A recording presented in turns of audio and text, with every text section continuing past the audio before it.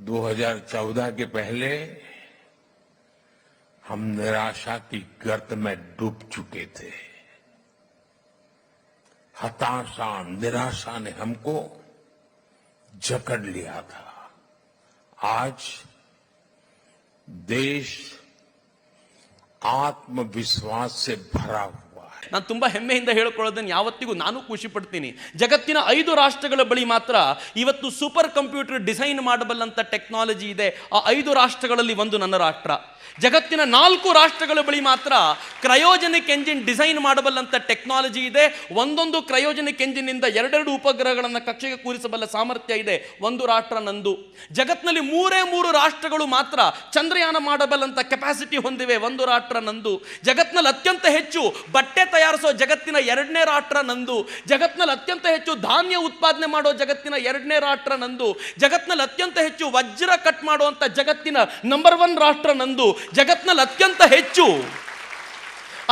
ಹೆಚ್ಚು ಹಾಲನ್ನು ಉತ್ಪಾದನೆ ಮಾಡ್ತಾ ಇರುವಂತ ಜಗತ್ತಿನ ನಂಬರ್ 1 ರಾಷ್ಟ್ರ ನಂದು.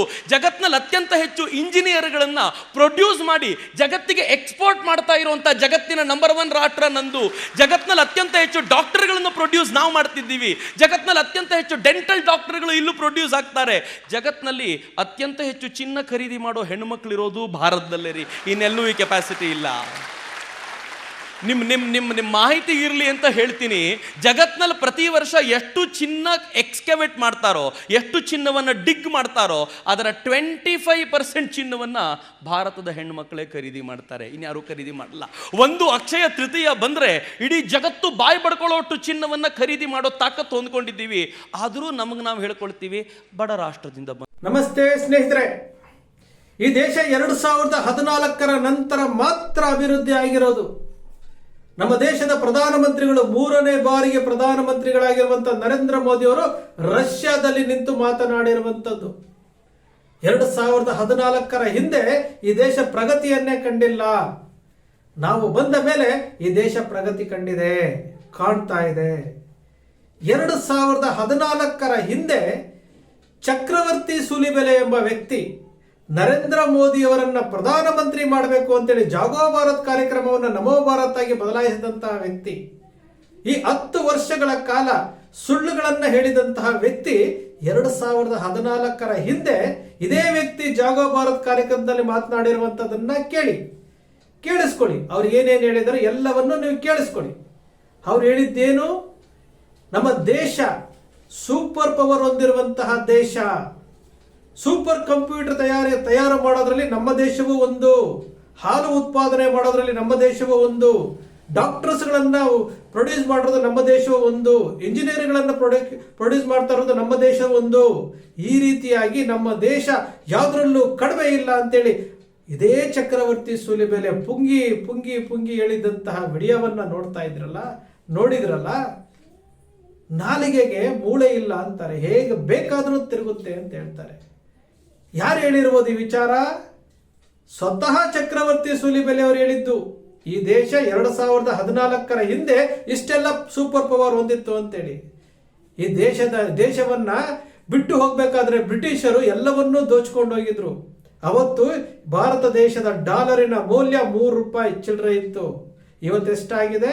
₹85 ಆಗಿದೆ. ಇದೇ ನರೇಂದ್ರ ಮೋದಿ ಅವರು 2014 ಮುಂಚೆ ಅಧಿಕಾರಕ್ಕೆ ಬರೋಕ್ಕಿಂತ ಮುಂಚೆ ಈ ದೇಶದ ವಿದೇಶಿ ಸಾಲ ಎಷ್ಟಿತ್ತು? 55 ಲಕ್ಷ ಕೋಟಿ ಇತ್ತು. ಇವರು ಯಾರಿಗೆ ಅಪಮಾನ ಮಾಡ್ತಾ ಇದ್ದಾರೆ? 2014 ಹಿಂದೆ ಇದೇ ಅಮಿತ್ ಶಾ ಅವರು ಲೋಕಸಭೆಯಲ್ಲಿ ಮೊನ್ನೆ ಹೇಳಿದ್ದೇನು? 70 ವರ್ಷಗಳ ಕಾಲ ಏನ್ ಮಾಡಿದ್ರಿ ಅಂತ ಕೇಳಿದ್ರಲ್ಲ. ಆ 70 ವರ್ಷಗಳಲ್ಲಿ ಅಟಲ್ ಬಿಹಾರಿ ವಾಜಪೇಯಿ ಅವರ 6 ವರ್ಷಗಳ ಆಡಳಿತ ಇತ್ತು.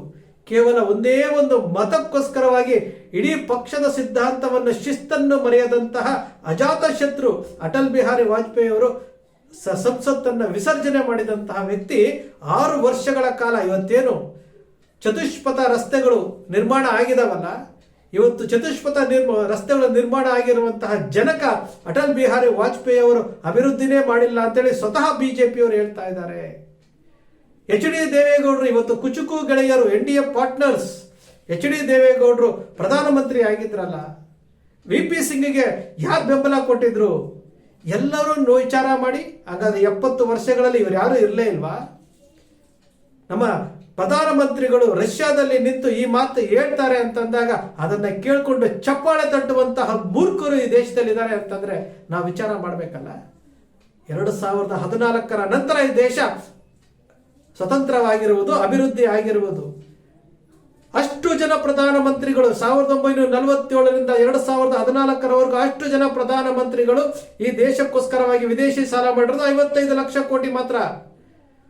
ಒಬ್ಬ ವ್ಯಕ್ತಿ ನರೇಂದ್ರ ಮೋದಿ ಅವರು 2014ರಿಂದ 2023ರವರೆಗೆ ಒಬ್ಬ ವ್ಯಕ್ತಿ ಸಾಲ ಮಾಡಿರೋದೆಷ್ಟು? ಇವತ್ತು ವಿದೇಶಿ ಸಾಲ ಎಷ್ಟಿದೆ? 183.67 ಲಕ್ಷ ಕೋಟಿ ಒಬ್ಬೊಬ್ಬರ ತಲೆ ಮೇಲೆ 1,17,000 ಸಾಲ ಹೊರಿಸಿದ್ದಾರೆ. ಇವರೇ ಮುಂದುವರೆದ್ರೆ ಇನ್ನು 5 ವರ್ಷಕ್ಕೆ 468 ಲಕ್ಷ ಕೋಟಿ ಆಗುತ್ತೆ. ಒಬ್ಬೊಬ್ಬರ ತಲೆ ಮೇಲೆ ಎಷ್ಟು ಲಕ್ಷ ಬರುತ್ತೋ ಗೊತ್ತಿಲ್ಲ. ಇವರ ಅಭಿವೃದ್ಧಿ ನೋಡ್ತಾ ಇದ್ದೀರಲ್ಲ. ಬಿಹಾರದಲ್ಲಿ 14 ಸೇತುವೆಗಳು ಕುಸಿದೋಗಿದೆ. 14 ಸೇತುವೆಗಳು, ವಿಮಾನ ನಿಲ್ದಾಣಗಳು ಬೀಳ್ತಾ ಇದ್ದಾವೆ, ರೋಡ್ಗಳು ಬಾಯಿ ತೆರೀತಾ ಇದ್ದಾವೆ. ಇದು ಇವರ ಅಭಿವೃದ್ಧಿ, ಇದು ಇವರ ಚಿನ್ನದ ರಸ್ತೆಗಳು. ಬಾಯಿದೆ, ಮಾತಿದೆ ಅಂತೇಳಿ ಏನ್ ಬೇಕಾದ್ರೂ ಮಾತಾಡ್ಬೋದಾ? ಏನ್ ಬೇಕಾದ್ರೂ ಹೇಳ್ಬೋದಾ? ಜನರು ಮೂರ್ಖರ? 400 ಪಾರ್ ಅಂತೇಳಿ ಭಯವನ್ನ ಉತ್ಪನ್ನ ಮಾಡಿ ಮಾಡಿ ಮಾಡಿ ಅನ್ಯ ಧರ್ಮದವರನ್ನು ಹೆಸರಿಸಿ ಮಂಗಲ ಸೂತ್ರವನ್ನು ಹೆಸರಿಸಿದಂತಹ ಪ್ರಧಾನಮಂತ್ರಿಗಳಿಗೆ ಈ ಬಾರಿ 240 ಕೊಟ್ಟರು ಸಹ ಇನ್ನೂ ಬುದ್ಧಿ ಬಂದಿಲ್ವಲ್ಲ ಇವರಿಗೆ. ಸ್ನೇಹಿತರೆ, ಸತ್ಯವನ್ನ ಸತ್ಯ ಅಂತ ಹೇಳುವವನೇ ನಿಜವಾದ ಭಾರತೀಯ ಪ್ರಜೆ. ಈ ಗೋಧಿ ಮೀಡಿಯಾಗಳು, ಈ ಮಾರಿಕೊಂಡ ಮಾಧ್ಯಮಗಳು ಬಾಯಿಗೆ ಸೂಜಿ ದಾರ ಹಾಕಿ ಹೊಲ್ಕೊಂಡ್ಬಿಟ್ಟಿದ್ದಾರೆ.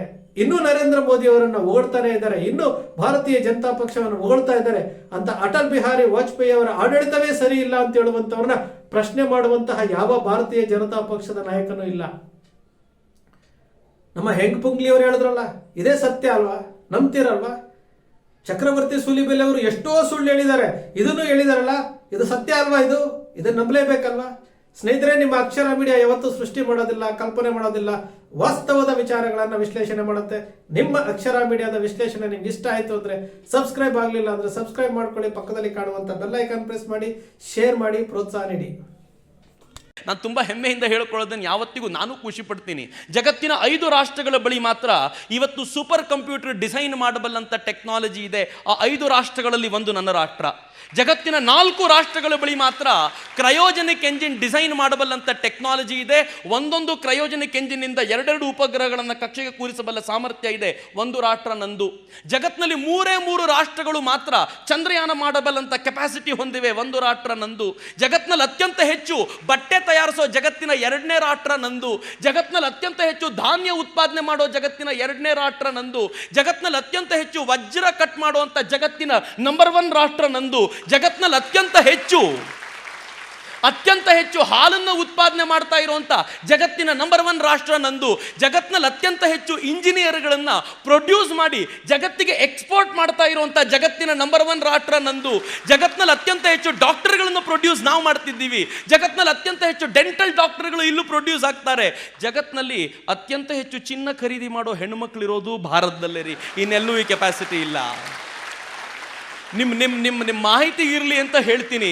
ಜಗತ್ನಲ್ಲಿ ಪ್ರತಿ ವರ್ಷ ಎಷ್ಟು ಚಿನ್ನ ಎಕ್ಸ್ಕವೇಟ್ ಮಾಡ್ತಾರೋ, ಎಷ್ಟು ಚಿನ್ನವನ್ನು ಡಿಗ್ ಮಾಡ್ತಾರೋ, ಅದರ 25% ಚಿನ್ನವನ್ನು ಭಾರತದ ಹೆಣ್ಣುಮಕ್ಕಳೇ ಖರೀದಿ ಮಾಡ್ತಾರೆ. ಇನ್ಯಾರು ಖರೀದಿ ಮಾಡಲ್ಲ. ಒಂದು ಅಕ್ಷಯ ತೃತೀಯ ಬಂದರೆ ಇಡೀ ಜಗತ್ತು ಬಾಯಿ ಬಡ್ಕೊಳ್ಳೋಷ್ಟು ಚಿನ್ನವನ್ನು ಖರೀದಿ ಮಾಡೋ ತಾಕತ್ತು ಹೊಂದ್ಕೊಂಡಿದ್ದೀವಿ. ಆದರೂ ನಮಗೆ ನಾವು ಹೇಳ್ಕೊಳ್ತೀವಿ ಬಡ ರಾಷ್ಟ್ರದಿಂದ